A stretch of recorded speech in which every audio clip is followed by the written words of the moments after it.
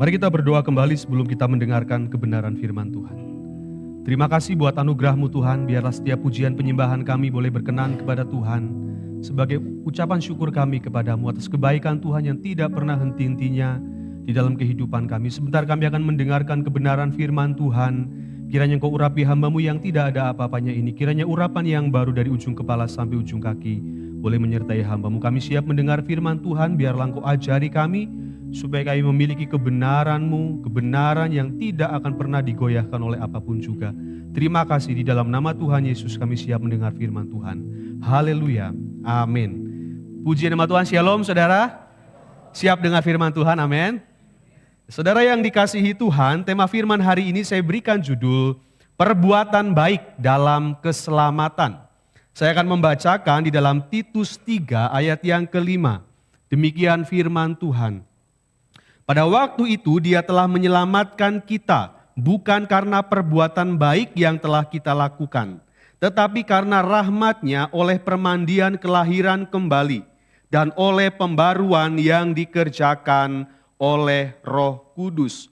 Dari pembacaan firman Tuhan hari ini, saya akan membagi 3 poin dalam khotbah saya, dan saya berharap saudara bisa memahami kebenaran ini. Poin yang pertama berbicara tentang kasih karunia. Allah menyelamatkan bukan karena perbuatan baik kita, tetapi karena rahmat-Nya.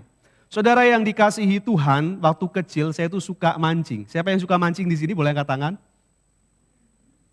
Oh, suka. Atau yang rutin mancing setiap bulan, mancing ke laut atau ke sungai ada?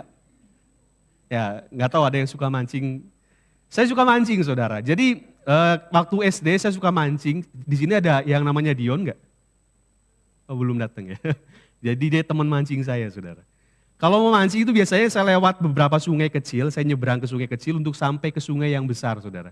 Nah, di sungai yang besar itu biasanya ikannya lebih banyak, saya mancing di sana. Suatu ketika saya mancing sama Dion, kemudian saya mancing, tiba-tiba cuaca mendung, saudara. Ah, nggak apa-apa mendung, ikan lagi rame-ramenya nih. Dapat ikan lumayan banyak, saudara. Lagi mancing, tiba-tiba mulai gerimis, saya tetap mancing, saudara. Hujan, saya tetap mancing. Pokoknya apapun tetap mancing. Akhirnya lama-lama, wah ini air mulai meluap, saudara. Saya lupa kalau saya mau pulang itu harus nyebrang sungai. Sungai yang kecil itu, saudara. Akhirnya karena air sudah mulai banjir, ikan udah nggak bisa makan lagi, saudara. Karena udah keruh, saudara ya. Akhirnya saya memutuskan pulang dengan Dio. Nah pas pulang saya baru ingat, aduh ini celaka ini. Karena saya harus nyebrang sungai yang kecil. Ternyata sungai yang kecil itu, saudara, airnya sudah kenceng, saudara. Aduh, saya pikir ini sungainya kecil, kayaknya masih bisa nyebrang. Si Dion bilang, jangan nyebrang, airnya kenceng. Ah, nggak apa-apa, ini nggak terlalu dalam. Saya pikir ini masih bisa. Benar, saudara, pas saya nyebrang, ternyata itu memang sungai kecil, tapi karena airnya deras dan cukup dalam, saudara, itu arusnya cukup kenceng, saudara. Pas saya masuk, saya langsung ke bawah arus, saudara. Waduh, itu udah takut sekali. Kemudian saya coba untuk pegang rerumputan yang ada di pinggir sungai, saudara. Sampai tangan saya banyak yang terkoyak karena banyak duri. Kan biasanya kalau rumput-rumput duri itu banyak, saudara. Saya pegang tapi tetap nggak ketahan. Saya ke bawah arus, saudara. Tapi Tuhan tolong saya, ada satu orang lagi cari rumput, saudara. Lagi cari rumput, dia lihat saya lagi kesulitan. Kemudian dia tolong saya, saudara. Dia lari, dia pegang tangan saya, dia angkat saya. Saya nggak mungkin harapin Dion lebih kecil dari saya. Dia angkat saya, dia ke bawah masuk, saudara. Dia cuma bisa teriak-teriak. Akhirnya saya diselamatkan. Sampai hari ini saya masih bingung orang itu siapa. Karena setelah saya naik, kemudian dia pergi aja, saudara. Kayaknya dia Tuhan Yesus mungkin, saudara.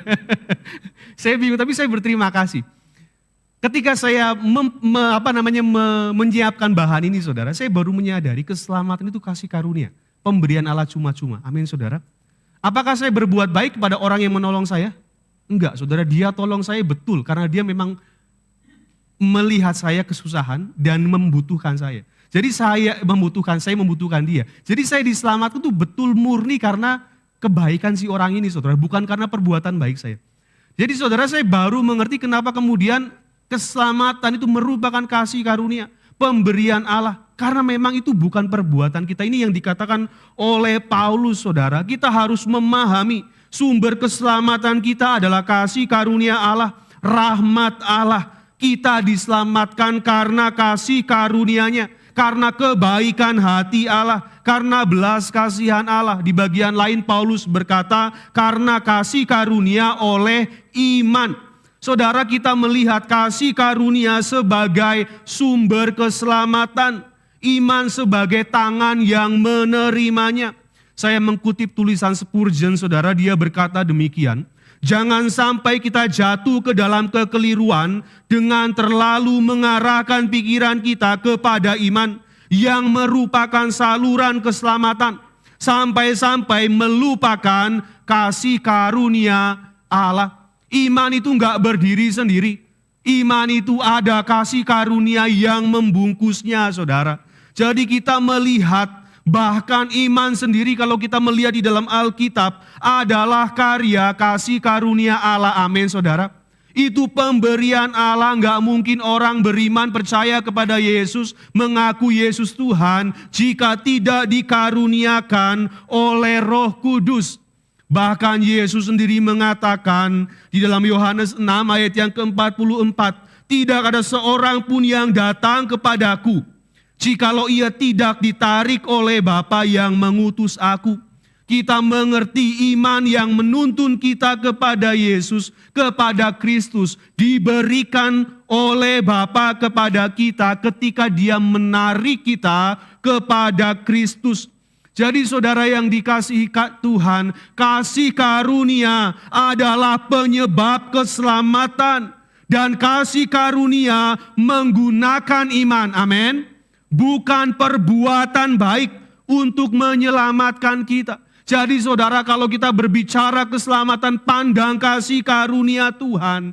Dan Tuhan gunakan iman untuk menyelamatkan kita dan bukan perbuatan. Nanti saya akan melihat saudara di bagian akhir bagaimana perbuatan baik di dalam keselamatan kita. Saudara yang dikasihi Tuhan, saya mengutip tulisan Agustinus berkata demikian. Agama Kristen membedakan yang benar dari yang tidak benar. Ini di hadapan Allah, saudara. Bukan menurut patokan perbuatan, melainkan menurut patokan iman. Firman Tuhan katakan gak ada seorang pun yang benar di hadapan Allah. Kalau kita benar di hadapan Allah itu karena iman kita kepada Tuhan Yesus Kristus. Roma 3 ayat yang ke-28 dikatakan, karena kami yakin bahwa manusia dibenarkan karena iman dan bukan karena ia melakukan hukum Taurat. Jadi saudara yang dikasihi Tuhan, keselamatan semata-mata kasih karunia Allah, pemberian Allah secara cuma-cuma. Saudara perhatikan ketika Yesus disalibkan, kita mengetahui ada dua orang yang jahat, penjahat yang juga disalibkan di samping Yesus bersama dengan Yesus. Kemudian salah satu dari mereka berkata, Yesus, ingatlah akan aku apabila engkau datang sebagai Raja. Saudara perlu perhatikan, salib berbicara tentang kematian. Orang yang disalib tidak mungkin diturunkan kemudian hidup normal lagi. Orang yang disalib pasti mati. Orang ini mengetahui dia berbuat kejahatan. Saudara, disalib itu biasanya hukuman karena pemberontakan atau karena kejahatan yang begitu rupa. Mungkin membunuh dan lain sebagainya sehingga orang itu disalibkan. Dia menyadari dia disalibkan karena dosanya. Dia mengetahui di atas salib kematian ada di depan mata. Dia nggak mungkin turun dan hidup kembali. Saudara yang dikasihi Tuhan, kita melihat tidak ada lagi kesempatan untuk orang itu bisa berbuat benar. Kehidupannya jahat dari awal. Tetapi kita mengetahui ada satu kebaikan yang orang itu lakukan. Kebaikan satu-satunya yang orang itu lakukan ialah percaya kepada Tuhan Yesus Kristus. Tidak ada kebaikan lain selain itu. Saudara yang dikasihi Tuhan, ketika dia percaya kepada Yesus, apa yang dikatakan? Kata Yesus kepadanya, aku berkata kepadamu, sesungguhnya hari ini juga engkau akan ada bersama-sama dengan aku di Firdaus. Saudara yang dikasihi Tuhan, kita melihat keselamatan betul-betul kasih karunia dan iman digunakan oleh Allah untuk saluran keselamatan kita. Saudara yang dikasih Tuhan, jangan berbangga diri, kata Paulus, seolah-olah keselamatan itu pekerjaan atau perbuatan baik kita. Bukan. Semua adalah kasih karunia Allah, pemberian Allah, belas kasihan Allah. Yesaya menulis, dikatakan, marilah baiklah kita berperkara firman Tuhan, sekalipun dosamu merah seperti kirmisi, akan menjadi putih seperti salju. Sekalipun berwarna merah seperti kain kesumba, akan menjadi putih seperti bulu domba. Saudara perhatikan, Allah mengundang kita kepada karya keselamatannya di dalam Tuhan Yesus Kristus. Dan kemudian Yesus berkata di dalam Wahyu 3 ayat yang ke-20, lihat, aku berdiri di muka pintu dan mengetok. Jikalau ada orang yang mendengar suaraku dan membukakan pintu, aku akan masuk mendapatkannya dan aku makan bersama-sama dengan dia dan ia bersama-sama dengan aku. Saudara perhatikan, Yesus mengetok pintu hati kita. Dia tidak memaksa masuk, dengan lembut dia mengetok. Dia menunggu di depan pintu hati kita. Apakah kita mau membuka pintu hati kita untuk Yesus, menerima dia sebagai Tuhan dan Juru Selamat? Dari sini saya mau katakan, jangan pernah tolak Yesus kebinasaan. Tetapi ketika kita menerima Yesus, itu untuk kebaikan kita. Amin, saudara. Itu untuk keselamatan kita. Yesus masih mengetok pintu hati setiap orang. Apakah mereka mau membuka pintu dan mengizinkan Yesus masuk ke dalam hidup mereka untuk menyelamatkan mereka? Saudara yang dikasihi Tuhan, saat kita menerima Tuhan Yesus sebagai Tuhan dan Juru Selamat, di dalam Yohanes 1 ayat yang ke-12 dikatakan, tetapi semua orang yang menerimanya diberinya kuasa supaya menjadi anak-anak Allah, yaitu mereka yang percaya dalam namanya. Saudara, kita mengetahui keselamatan bukan karena perbuatan baik kita. Dari ayat ini jelas bahwa keselamatan merupakan warisan Bapa kepada anak-anaknya. Amin, saudara. Itu adalah keselamatan yang diberikan hanya kepada mereka yang diangkat oleh Bapa menjadi anak. Di dalam siapa, saudara? Di dalam Tuhan Yesus Kristus. Saudara yang dikasihi Tuhan, kita adalah anak-anak Allah di dalam Tuhan Yesus Kristus. Saya mengutip tulisan John Calvin, saudara. Saya banyak mengutip karena ini penting, saudara. Bahwa kerajaan sorga itu bukan suatu pembayaran bagi pelayan-pelayan, melainkan suatu warisan bagi anak-anak yang hanya akan diperoleh mereka yang diangkat oleh Tuhan sebagai anak. Siapa yang memanggil Bapa kepada Allah? Hanya orang Kristen, saudara. Amin. Karena kita adalah anak-anaknya, agama lain gak pernah panggil Allah Bapa. Karena mereka gak tahu kebenaran ini. Saudara yang dikasihi Tuhan, kita bersyukur. Keselamatan bukan karena perbuatan kita, tetapi warisan karena kita adalah anak-anak Allah. Katakan amin. Efesus 1 ayat yang ke-5 dikatakan, dalam kasih Ia telah menentukan kita dari semula oleh Yesus Kristus untuk menjadi anak-anaknya sesuai dengan kerelaan kehendak-Nya. Menjadi anak-anak Allah itu merupakan belas kasihan Allah. Kita diangkat jadi anak itu merupakan kerelaan hati Allah, merupakan kehendak Allah. Saya mau bertanya kepada saudara, apakah saudara percaya bahwa di dalam Yesus Kristus saudara adalah anak-anak Allah? Boleh lambaikan tangan? Amin. Saudara yang dikasihi Tuhan, inilah jaminan keselamatan kita. Roma 8 ayat yang ke-16 sampai dengan yang ke-17 dikatakan, Roh itu bersaksi bersama-sama dengan roh kita bahwa kita adalah anak-anak Allah. Roh Kudus ada di dalam hati kita, memberitahu, menyaksikan kepada kita bahwa kita adalah anak-anak Allah. Dan jika kita adalah anak, maka kita juga adalah ahli waris. Maksudnya orang-orang yang berhak menerima janji Allah. yang akan menerimanya bersama-sama dengan Kristus, yaitu jika kita menderita bersama-sama dengan Dia, supaya kita juga dipermuliakan bersama-sama dengan Dia.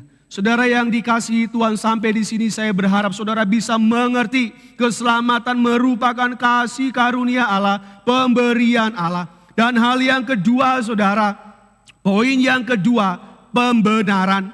Karena rahmatnya oleh permandian kelahiran kembali oleh Roh Kudus. Ini yang dikatakan Titus 3 ayat yang ke-5 tadi. Poin yang kedua, pembenaran. Saudara yang dikasihi Tuhan, Alkitab menjelaskan tentang manusia duniawi. Paulus berkata dengan jelas bahwa manusia duniawi tidak dapat memahami hal-hal yang rohani. Bagi mereka kerohanian adalah kebodohan belaka. 1 Korintus 2 ayat yang ke-14 dikatakan, tetapi manusia duniawi tidak menerima apa yang berasal dari Roh Allah, karena hal itu baginya adalah suatu kebodohan, dan ia tidak dapat menerimanya sebab hal itu hanya dapat dinilai secara rohani. Saudara yang dikasihi Tuhan, manusia duniawi berasal dari dunia ini. Mungkin mereka memiliki kondisi fisik yang prima, IQ mereka 180, mereka tampan sebagai pria, cantik sebagai wanita, mereka punya prestasi di dalam berbagai bidang kehidupan. Mungkin mereka hidup di negara yang paling maju di dunia ini. Tetapi manusia duniawi tidak dapat mengerti perkara-perkara rohani.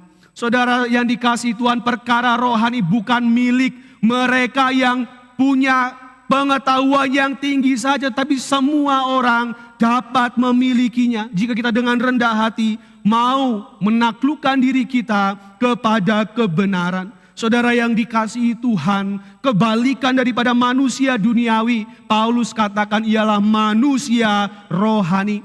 Manusia rohani ialah orang Kristen, katakan amin, yang memiliki pikiran Kristus, yang hidup diatur dan dipimpin oleh Roh Kudus. 1 Korintus 2 ayat yang ke-15 sampai dengan yang ke-16 dikatakan, tetapi manusia rohani menilai segala sesuatu, tetapi ia sendiri tidak dinilai oleh orang lain. Sebab siapakah yang mengetahui pikiran Tuhan sehingga ia dapat menasehati dia? Tetapi kami memiliki pikiran Kristus. Saudara, untuk mengerti pikiran Allah, kita bersyukur kita memiliki pikiran Kristus untuk kita bisa sampai kepada pemikiran Allah.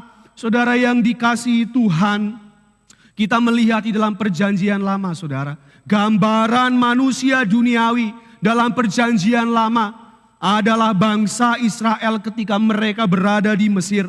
Mereka tidak hidup di dalam anugerah Allah.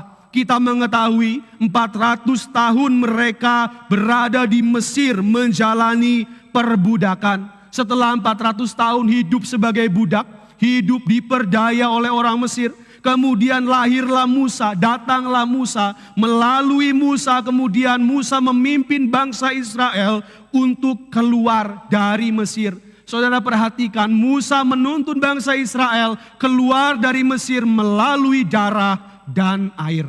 Saudara perhatikan dua bagian firman Tuhan ini. Keluaran 12 ayat yang ke-13. Dan darah itu menjadi tanda bagimu pada rumah-rumah di mana kamu tinggal. Apabila aku melihat darah itu, maka aku akan lewat daripada kamu. Jika tidak tidak akan ada tulah kemusnahan di tengah-tengah kamu. Apabila aku menghukum tanah Mesir. Tulah yang ke-10, anak sulung mati, tapi orang-orang Israel yang ada darah di ambang pintunya diselamatkan. Mereka selamat dari tulah yang ke-10 ini. Kemudian orang-orang Mesir membiarkan bangsa Israel keluar dari Mesir melalui darah, saudara.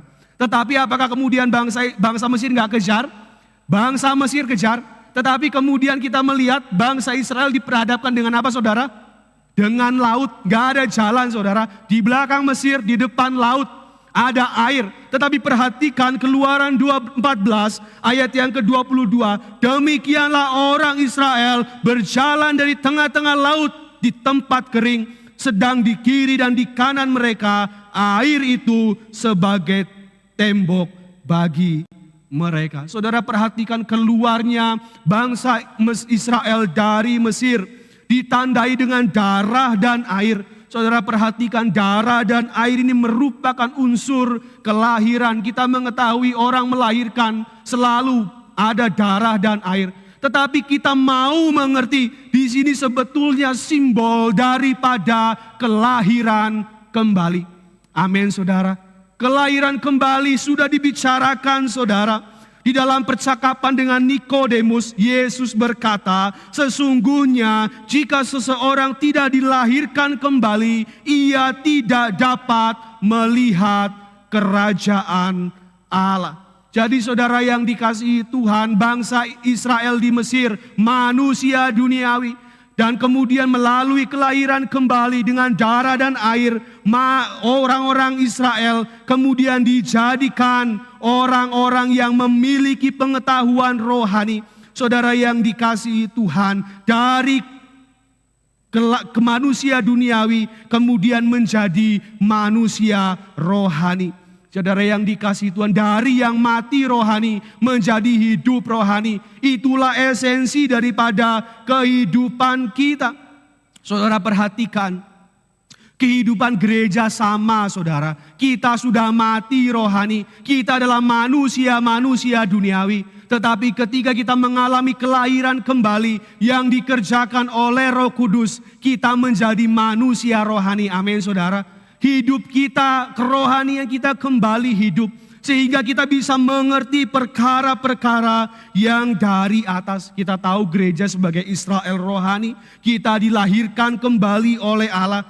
Mengubah manusia duniawi menjadi manusia rohani. Supaya apa, saudara? Supaya kita dapat diselamatkan. Manusia duniawi gak bisa diselamatkan. Hanya orang-orang yang sudah menjadi manusia rohani, yang sudah mengalami kelahiran kembali, itulah yang dapat diselamatkan. Amin, saudara. Kita adalah manusia-manusia rohani, boleh angkat tangan.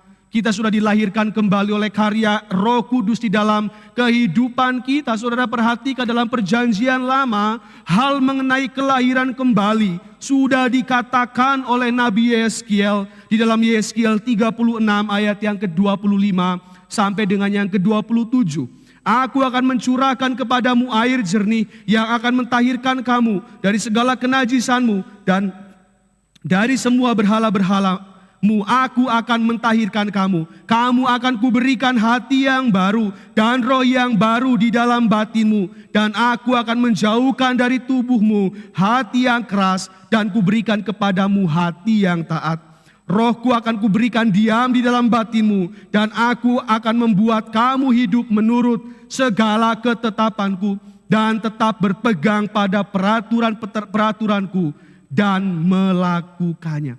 Saudara yang dikasihi Tuhan, manusia rohani memiliki hati yang baru, hati yang taat, bukan hati yang keras, hidup menurut ketetapan Tuhan dan berpegang kepada peraturannya. Hal ini semua terjadi karena pekerjaan Roh Kudus, karena dorongan Roh Kudus yang memampukan kita untuk melakukannya. Jadi saudara, kita melihat pembenaran pun merupakan karya kasih karunia Allah di dalam kehidupan kita. Dan saudara, kita mengetahui, dan poin yang ketiga, pengudusan. Bagian akhir, saudara, karena rahmatnya oleh pembaruan yang dikerjakan oleh Roh Kudus. Saudara, perhatikan, Paulus menyatakan bahwa pembenaran dan pengudusan sebagai karya kasih karunia Allah yang tidak terpisahkan. 1 Korintus 1 ayat yang ke-30. Tetapi oleh Dia kamu berada dalam Kristus Yesus, yang oleh Allah telah menjadi hikmat bagi kita. Ia membenarkan dan menguduskan dan menebus kita. Saudara, perhatikan, Yesus datang tidak hanya membenarkan dan menyelamatkan kita, tetapi Yesus menguduskan dan mengubah kita menjadi sempurna seperti Dia. Amin, saudara. Nah, kita mau melihat saudara perbuatan baik dalam keselamatan. Saya mungkin akan fokus di poin yang ketiga ini, supaya kita tidak keliru lagi.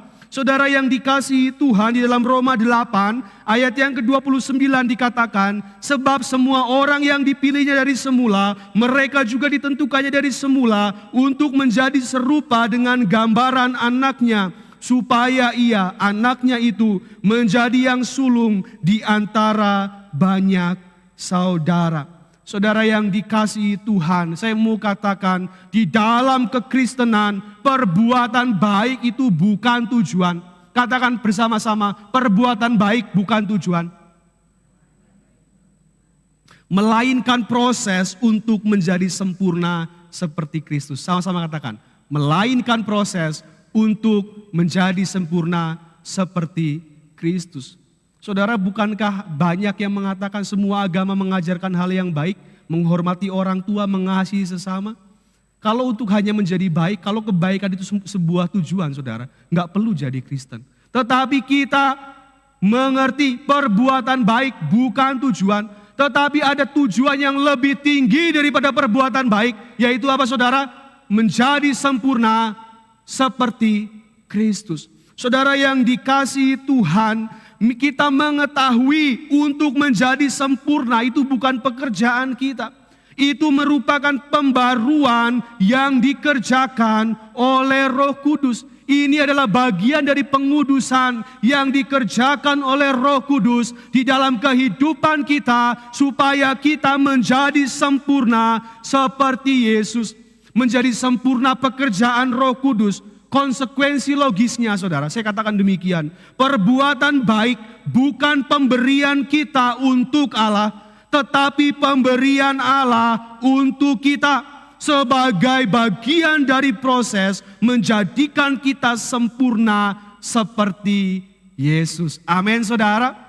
Saudara yang dikasihi Tuhan, Paulus dengan gamblang berkata di dalam Efesus 2 ayat yang ke-10, karena kita ini buatan Allah, diciptakan dalam Kristus Yesus untuk melakukan pekerjaan baik yang dipersiapkan Allah sebelumnya.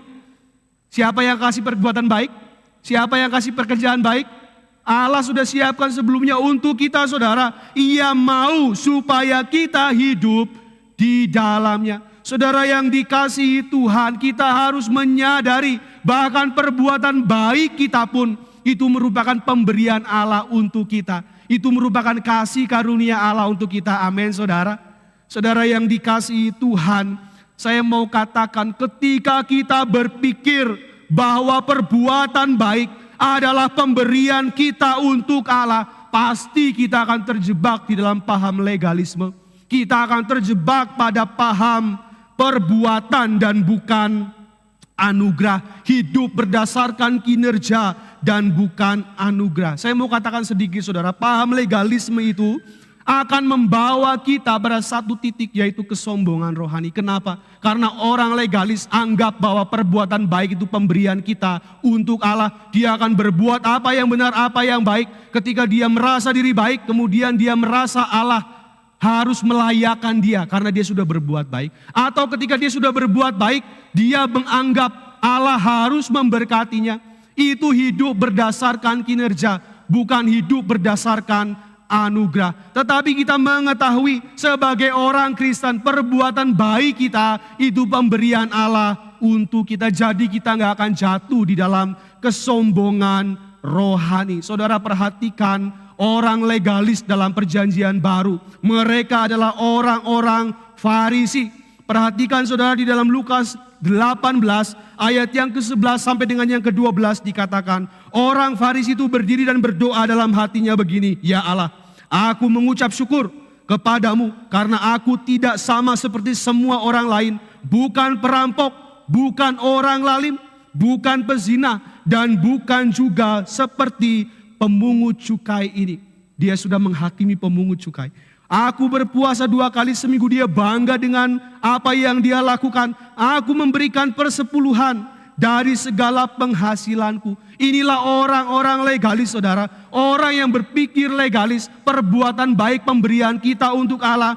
Makin mereka baik, makin mereka sombong. Kenapa, saudara? karena mereka hidup berdasarkan kinerja, mereka hidup berdasarkan usaha mereka, dan bukan hidup berdasarkan anugerah. Orang legalis makin baik, makin menghakimi. Saudara yang dikasihi Tuhan, mereka anggap diri paling benar dan kemudian menghakimi semua orang. Tetapi perhatikan saudara, orang yang hidup di dalam anugerah, kalau orang yang hidup di dalam anugerah, itu akan membawa kita semakin rendah hati. Amin saudara. Orang yang hidup di dalam anugerah menyadari semua perbuatan-perbuatan baiknya merupakan anugerah Allah kepada kita, merupakan pemberian Bapa. Bukankah Yakobus 1 ayat yang ke-17 dikatakan, setiap pemberian yang baik dan setiap anugerah yang sempurna datangnya dari atas, diturunkan dari Bapa segala terang, padanya tidak ada perubahan atau bayangan karena pertukaran. Saudara yang dikasihi Tuhan, orang yang hidup di dalam anugerah, perbuatan-perbuatan baiknya tidak dapat membuatnya sombong. Amin saudara. Kita harus berbuat baik. Itu karya Allah di dalam kehidupan kita. Makin baik kita, makin rendah hati. Karena apa? Kita menyadari semakin besar kasih karunia Allah yang membentuk kita menjadi sempurna seperti Kristus. Amin saudara. Saudara yang dikasihi Tuhan, orang yang hidup di dalam anugerah, perbuatan-perbuatan baiknya tidak dapat membuatnya sombong. Karena dia, sadar saya katakan, karena dia menyadari semua adalah pemberian Allah, bagian dari karya pengudusan Allah. 1 Korintus 4 ayat yang ke-7 dikatakan, sebab siapakah yang menganggap engkau begitu penting? Dan apakah yang engkau punyai yang tidak engkau terima? Dan jika engkau memang menerimanya, mengapa engkau memegahkan diri seolah-olah engkau tidak menerimanya? Saudara yang dikasihi Tuhan, orang yang hidup di dalam anugerah tidak menghakimi. Sebaliknya, mereka memberikan kasihnya kepada orang-orang yang bersalah karena ia sadar bahwa Allah pun sudah mengasihi dia, bahwa Allah pun sudah mengampuni dia ketika dia melakukan pelanggaran dan kesalahan. Yohanes 15 ayat yang ke-12 dikatakan, inilah perintahku, yaitu supaya kamu saling mengasihi seperti aku telah mengasihi kamu. Saudara yang dikasihi Tuhan, saya mau mengingatkan kembali Rasul Petrus itu mendefinisikan gereja sebagai persekutuan orang-orang yang telah dipanggil keluar dari kegelapan kepada terangnya yang ajaib. Dipanggil keluar dari kegelapan, kemudian masuk kepada terangnya yang ajaib. Saudara perhatikan, bangsa Israel dibawa keluar dari Mesir. Apakah untuk mengembara di padang gurun? Bukan. Untuk mereka apa saudara? Dapat masuk ke tanah air rohani mereka, ke tanah perjanjian. Gereja juga sama saudara, sebagai Israel rohani. Kita dipanggil keluar dari kegelapan. Bukan untuk menjadi pengembara yang tidak punya tujuan, yang tidak memiliki arah hidup, melainkan supaya kita masuk ke dalam terangnya yang ajaib. Pertanyaannya, siapa terang itu? Dan firman Tuhan jelas, terang itu adalah Yesus. Firman yang telah menjadi manusia. Yohanes 8 ayat yang ke-12 dikatakan, maka Yesus berkata pula kepada orang banyak katanya, akulah terang dunia. Barang siapa mengikut aku, ia tidak akan berjalan dalam kegelapan, melainkan ia akan mempunyai terang hidup. Saudara yang dikasihi Tuhan, gereja adalah orang-orang yang masuk di dalam kehidupan Yesus. Amin. Tema kita berjalan bersama dengan Yesus. Sekarang kita mengetahui tinggal di dalam Yesus. Dan kita mengetahui definisi dari gereja, masuk ke dalam apa? Kehidupan Yesus. Masuk ke dalam kehidupan firman. Kita diselamatkan bukan untuk menjadi pengembara, bukan untuk menjadi orang yang tidak punya arah hidup. Kita diselamatkan supaya kita masuk kepada Yesus, supaya kita masuk ke dalam firman-Nya. Dan saudara yang dikasihi Tuhan, melalui firman itu Roh Kudus akan menyempurnakan kita. Amin saudara. Kita menjadi sempurna seperti Yesus. Itu pekerjaan firman Tuhan. Itu pekerjaan Yesus. Itu pekerjaan Roh Kudus di dalam kehidupan kita. Efesus 5 ayat yang ke-26. Untuk menguduskannya sesudah ia menyucikannya dengan memandikannya dengan air dan firman. Jadi saudara yang dikasihi Tuhan, saya undang saudara, kita mari bersama-sama masuk lebih dalam di dalam kehidupan Yesus. Masuk lebih dalam di dalam kehidupan firman. Karena firman itu akan menjadikan kita semakin dan semakin sempurna seperti Kristus. Saudara yang dikasihi Tuhan, bagian dari akhir firman Tuhan di dalam 2 Timotius 3 ayat yang ke-15 sampai yang ke-17. Ingatlah juga bahwa dari kecil engkau sudah mengenal kitab suci yang dapat memberi hikmat kepadamu dan menuntun engkau kepada keselamatan oleh iman kepada Kristus Yesus. Segala tulisan yang diilhamkan Allah memang bermanfaat untuk mengajar, untuk menyatakan keselamatan, untuk memperbaiki kelakuan, dan untuk mendidik orang dalam kebenaran. Dan dengan demikian tiap-tiap manusia kepunyaan siapa? Kepunyaan Allah diperlengkapi untuk setiap perbuatan baik. Jadi saudara, ada orang mengatakan orang beriman kepada Yesus diselamatkan gak perlu perbuatan baik. Perbuatan baik bukan untuk keselamatan, tapi itu merupakan karya pengudusan Allah. Amin saudara. Allah membenarkan kita, Allah menyelamatkan kita. Tetapi gak sampai di situ. Allah juga menguduskan kita. Allah menyempurnakan kita menjadi sempurna seperti Kristus. Jadi kesimpulannya saudara, yang pertama semua adalah kasih karunia Allah. Amin saudara. Kita harus memandang kehidupan kita adalah kasih karunia dan anugerah Allah. Dan yang kemudian kedua, iman merupakan karya kasih karunia Allah yang membenarkan dan menyelamatkan kita. Dan yang ketiga, perbuatan baik merupakan karya kasih karunia Allah yang menguduskan dan menyempurnakan kita. Saya bacakan akhir firman Tuhan di dalam Roma 11 ayat yang ke-36. Demikian firman Tuhan, sebab segala sesuatu adalah dari Dia dan oleh Dia dan kepada Dia, bagi Dialah kemuliaan sampai selama-lamanya. Sebagai orang Kristen saudara harus memandang diri sebagai orang-orang yang mendapat belas kasihan dan anugerah daripada Tuhan semata-mata, bukan karena apa yang kita lakukan, tetapi apa yang Tuhan sudah lakukan untuk kita. Saya berharap ini sudah jelas saudara. Biarlah firman Tuhan boleh memberkati kita. Orang Kristen harus menjadi orang-orang Kristen yang paling giat untuk melakukan kebaikan. Amin saudara. Karena itu pekerjaan Allah yang sedang dikerjakan untuk kita.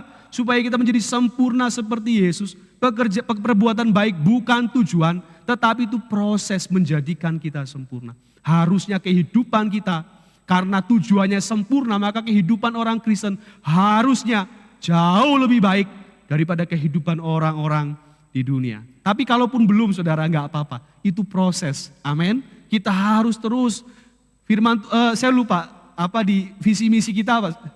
Hari ini lebih baik daripada, saya rasa ini benar dan ini penting saudara. Kehidupan kita setiap hari harus mengalami kemajuan dan kemajuan di dalam kehidupan kita.